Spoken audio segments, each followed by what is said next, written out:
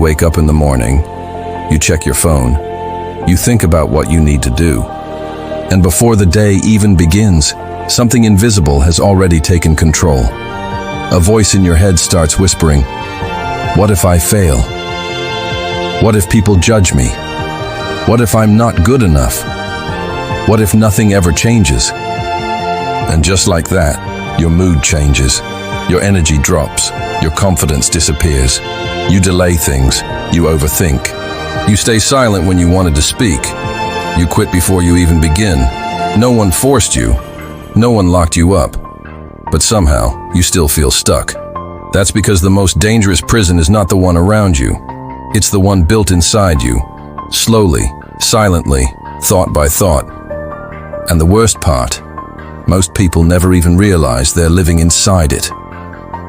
Today we're going to talk about the hidden prison of your own mind, how it's built, why it controls your life, and most importantly, how you can begin to break free from it.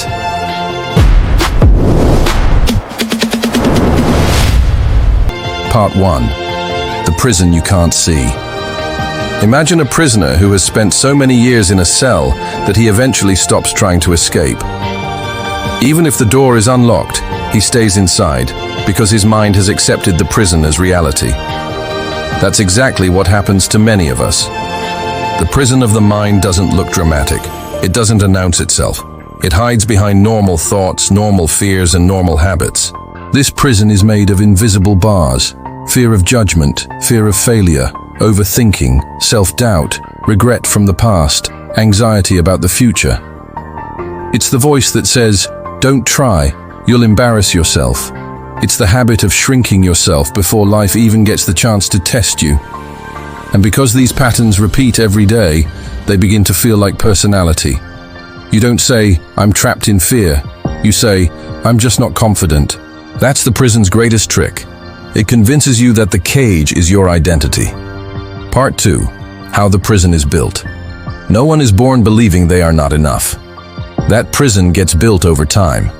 Sometimes it starts in childhood, maybe with criticism, comparison, rejection, or constantly feeling like your worth depends on performance. A few painful moments became a belief. A few failures became an identity. A few rejections became a rule for how the world works. Your brain, trying to protect you, created shortcuts.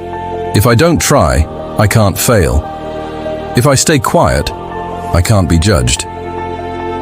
The mind doesn't always care about your growth. It cares about your survival. And survival often prefers what is familiar over what is good for you. Read that again in your mind. Familiar pain feels safer than unfamiliar freedom. Part 3. The voice in your head is not always you. One of the most important things you can realize is this: not every thought in your mind is the truth, and not every thought is even truly you. If the mind says, "You'll fail," they stop. If the mind says, "You look stupid," they become insecure. But thoughts are not facts. Thoughts are mental events. They appear, they pass, and many of them are shaped by fear and insecurity. The moment you learn to step back and observe your thoughts instead of instantly believing them, something powerful happens. You begin to realize, I am the one noticing this thought, which means I am not the thought itself. That small shift is the beginning of freedom. Part 4. How this prison controls your entire life. It shapes your decisions. You don't apply for the opportunity you actually want. You don't speak honestly in relationships because you're afraid of conflict. You keep waiting for the perfect moment, which never comes. You punish yourself for mistakes that everyone else has already forgotten. You create imaginary disasters in your head. Your body responds to your thoughts as if they are real. Your heart races. Your stomach tightens. Your confidence drops. And then one day you wonder why life feels so small. It's because the size of your life often shrinks to the size of the fears you obey.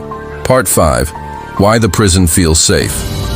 If you never try, you never have to face the possibility of failing. The prison hurts you, but it also protects you from uncertainty. That's why escaping it is so difficult. Yes, staying in the prison protects you from some pain, but it also protects you from your potential and your growth. Part 6. How to start escaping. You start by becoming aware of the prison. Notice the voice in your head when it appears. The second step is to challenge the bars. When your mind says, "You'll embarrass yourself," ask, "Is that true, or is that fear talking?" The third step is to act despite the voice. Courage is not the absence of fear. Courage is refusing to let fear make every decision. Every time you start before you feel ready, every time you let yourself be seen, that's how the walls begin to crack. Part 7. The most powerful realization. The prison was built in your mind, but that also means it can be dismantled there. You are not doomed to remain the person your fear trained you to be. You are not your worst memory or your loudest insecurity. You are the awareness behind that voice. You are the person who can question it, challenge it, outgrow it, and walk beyond it.